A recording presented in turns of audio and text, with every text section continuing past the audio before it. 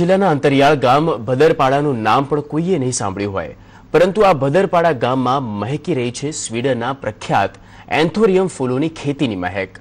ભદરપાડાના સાહસી ખેડૂત કિશોરભાઈ ચૌધરીએ ગુજરાતમાં સૌપ્રથમવાર સ્વીડનના પ્રખ્યાત ટોપિકલ રેડ એન્થોરિયમ અને મોમેન્ટ્સ ક્રીમ વ્હાઇટ ફૂલોની ખેતીની શરૂઆત કરીને ખેતીમાં નવો જ ચીરો ચાતર્યો છે।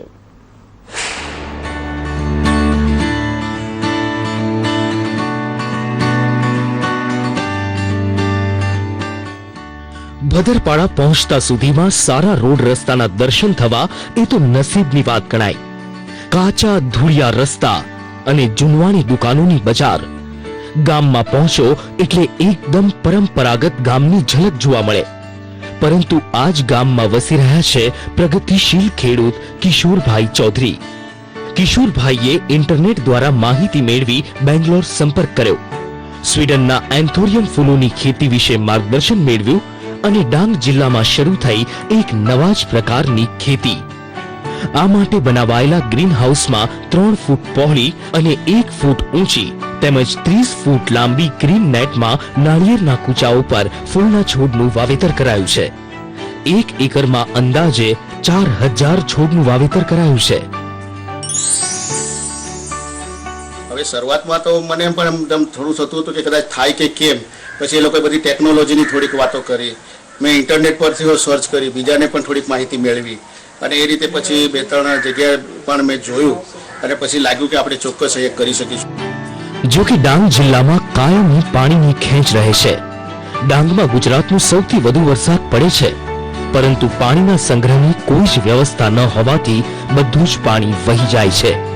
તેથી પિયત એ ચિંતાનો વિષય હતો અને એના માટે કિશોરભાઈએ ખેતરમાં જ પાણીના ટાંકાઓ બનાવ્યા અને પાણી લાવવા માટે અલાયદું ટેન્કર પણ વિકસાવ્યું।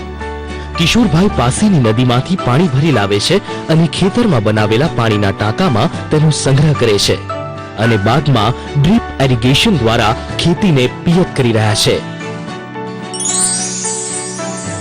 વરસાદ ખૂબ પડે પણ પાણી જે છે તે સંગ્રહી નથી શકાતું, તો એવા સંજોગોમાં કે આ નારિયેળના કોચલા ઉપર ખેતી કરીએ તો ઓછા પાણીથી આપણે આ ખેતી કરી શકીશું એવું છે। એટલે અત્યારે અમે થોડું આ જ્યારે ઊભું થઈ રહ્યું છે ત્યારે અનુભવી રહ્યા છે કે કદાચ વરસાદ અત્યારે આ થોડું ટેમ્પરેચર પણ વધે છે અને એ ટેમ્પરેચર વધતાની સાથે એને મેન્ટેન કેવી રીતે પાણી જોઈએ છે, તો અમે એના માટે વોટર હાર્વેસ્ટિંગ માટેના ટાંકા પણ બનાવ્યા છે। ભવિષ્યના આજુબાજુથી નદીમાંથી કેવી રીતે પાણી લાવવું તે પણ અમે થોડું માનસિક રીતે વિચાર એટલે એવી તકલીફો અમારા માટે પડી રહી છે। વિદેશી ફૂલોને ડાંગનું સરનામું દેખાડનાર કિશોરભાઈ ચૌધરીએ જમીનની મુશ્કેલી વિશે જણાવ્યું કે અહીંની જમીનમાં પીએચ મેન્ટેન કરવું પડતું હોવાથી નાળિયેરના કૂચામાં આ છોડને ઉગાડવામાં આવ્યા છે। ખૂબ જ જાળવણી માંગી લેતા આ છોડને યોગ્ય માત્રામાં પીએચ વાળું પાણી આપવા માટે એક નાનકડી લેબોરેટરી પણ તૈયાર કરવામાં આવી છે, જેમાં જુદા જુદા મીટર પણ વસાવ્યા છે। ખેતી માટે બનાવાયેલા 1 એકરના વિસ્તારને ડોમમાં ગરમી તેમજ પ્રકાશની ટકાવારી જાળવવા જુદા જુદા પ્રકારની નેટ મૂકવામાં આવે છે અને ફોગર પણ લગાડવામાં આવ્યા છે। એટલે આજે ખેતી જે છે તો સામાન્ય રીતે મેં જે કાના કીધું કે નારિયેળના કોચલા ઉપર તો આપણે એને કરી શકીએ કે જેથી કરીને એટલા માટે નારિયેળના કોચલા, કારણ કે અહીંની જમીન જુદા જુદા પ્રકારની હોઈ શકે તો એમની જે પીએચ કેટલું હોય કે આ બધું જે આપણે જો વ્યવસ્થિત જાળવો, કારણ કે આ થોડો ક્રિટિકલ છોડવા છે એટલે એને થોડીક જાળવણી કરવી પડે એવું છે।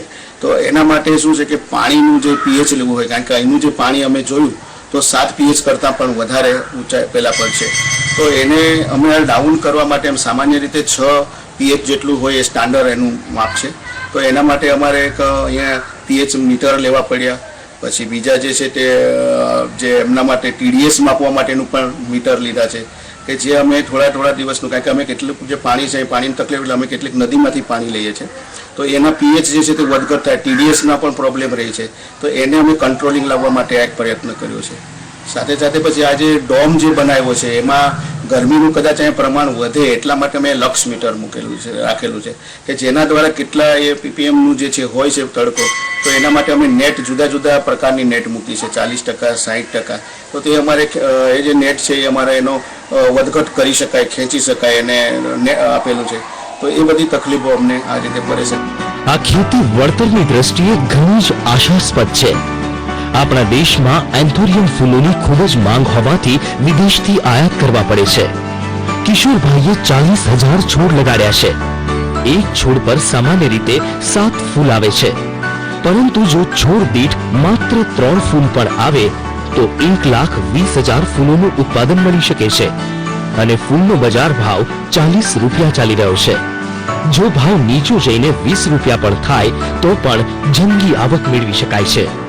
આ ફૂલની ખાસિયત એ છે કે તેને છોડ પરથી તોડ્યા પછી પણ તે 30 થી 48 દિવસ સુધી રહી શકે છે.